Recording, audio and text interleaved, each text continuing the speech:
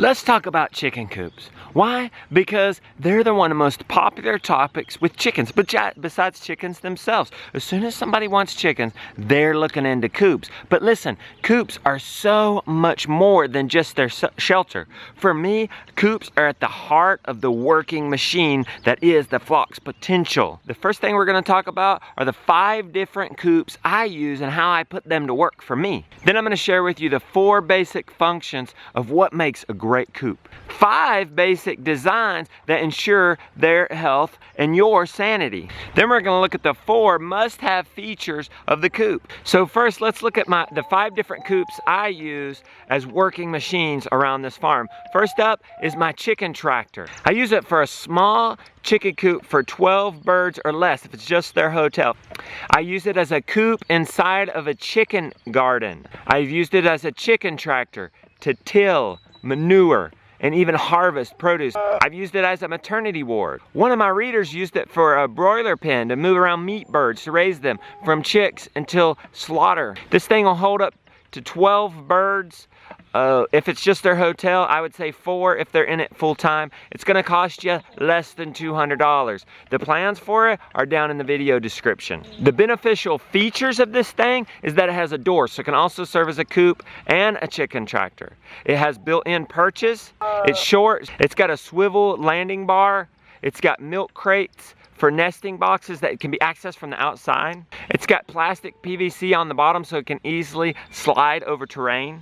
It's got high hooks on either end and a cable attachment so you can pull it from either side. Next coop is the pastured poultry pen, a classic from Joel Salatin. I've used it to pasture meat birds, like Joel. I've used it as a maternity ward for mama hen and her baby chickens. I've used it as permanent housing for a small flock. You could use it to prep a larger garden bed. It'll hold up to 75 birds, and I say you could probably build it for $300 or less, easy.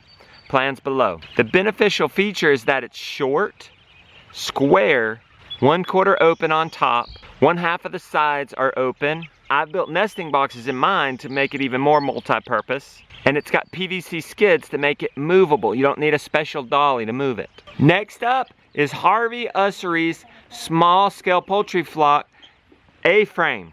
I've used this thing as a maternity ward. Right now I'm growing little chicks in there, transitioning them from the brooder to the big house. I've used it as my main coop to move the main flock around the yard. As long as the yard, you don't have to go too far with it and it's relatively smooth and not too hilly, this works great for that. The beneficial features include the perches are also the braces. The nesting boxes are accessible from the outside. The wheels, well, there's wheels on it. All these coops are mobile. That's all beneficial. The wheels are removable so you can collapse this thing down to the ground for extra protection.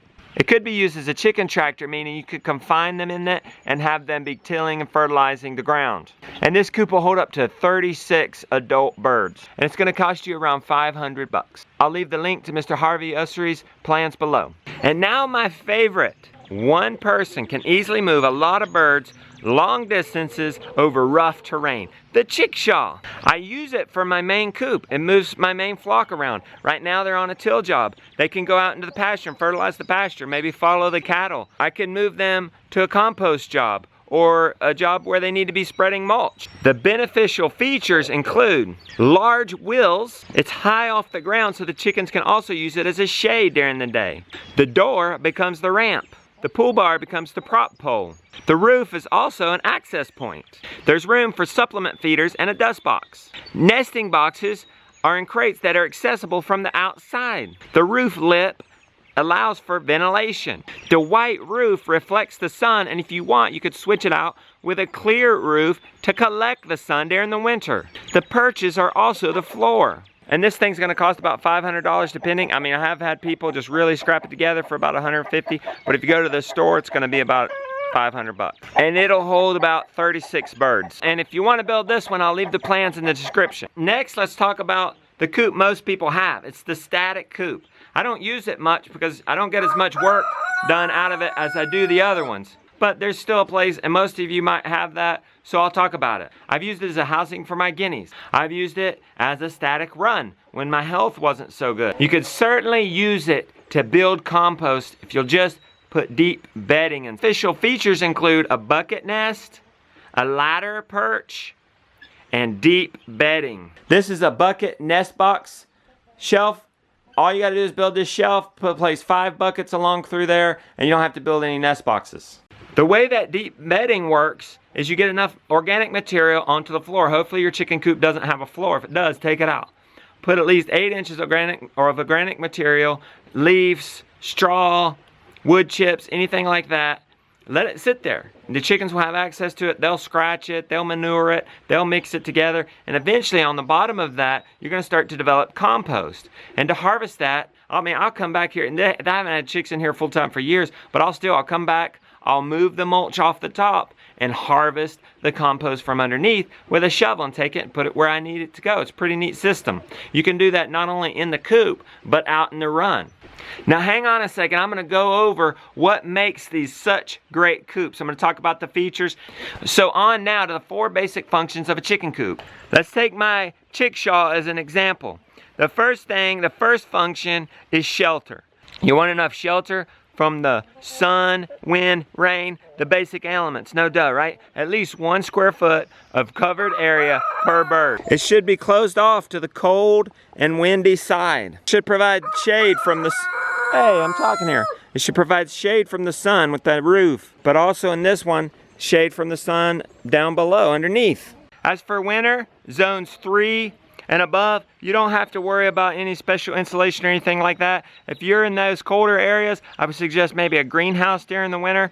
But all the rest of you probably just need to open up even more. I mean, I know that sounds backwards, but open up the front of it to the sunny side. This side is pointing to the sunny side. The chickens are resilient. They're up to 109 degrees in temperature. They got these big feathers. They tuck their heads in underneath. They're gonna be just fine. They actually need that ventilation, that fresh air. It's not the cold that's gonna kill them, it's the combo of cold and moisture. So you want that free-flowing ventilation to keep them warm.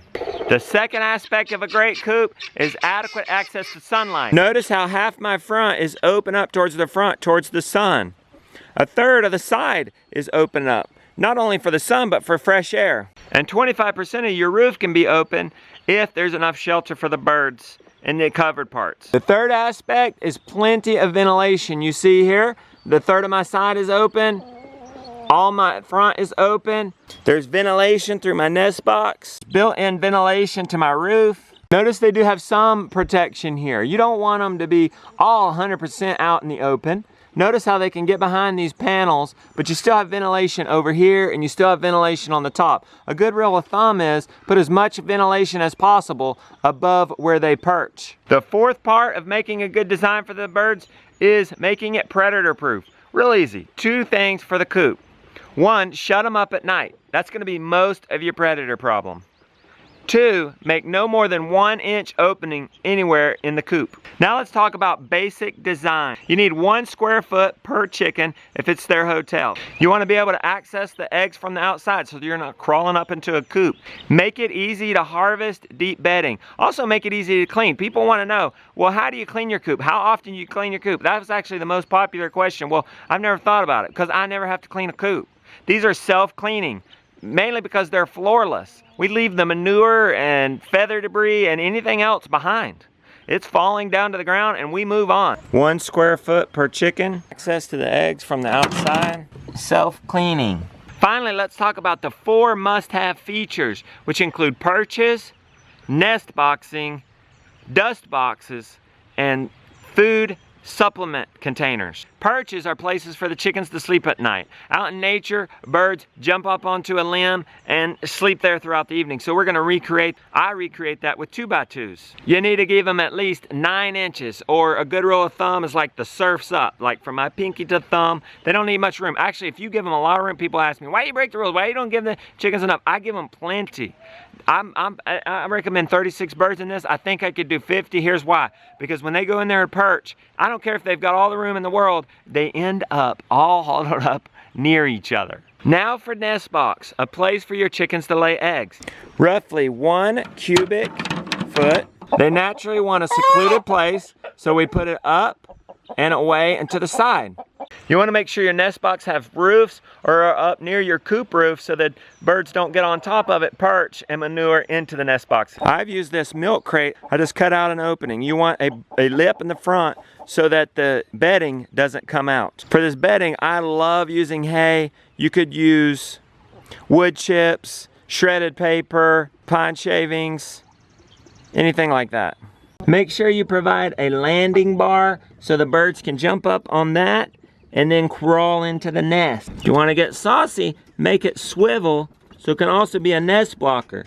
In case you got some wanting to perch in there at night, you can come out here in the afternoon and swivel that up and block them from getting in there and then let it out in the morning so they can lay their eggs. Notice how my nest boxes are above eye level. That's important because if you leave your nest boxes at eye level, the chickens get bored, see the eggs, and start pecking them. Another self-cleaning feature here, because I use these milk crates, they actually have a mesh bottom, and so little fine debris and dirt actually falls through, and the bedding, for the most part, cannot. Another cool thing about these nesting boxes, I can pull them out and actually use them to carry eggs or to carry a broody hen. That's it. Those are my 5 different chicken coop systems I'm currently using.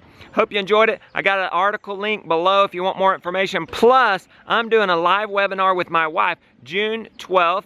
3 p.m. Eastern Standard Time. We'll be on there, answer any questions you have. We'll go into this into more detail. We'll talk for an hour, and we'll help you figure out which one is exactly right for you. Sign up below.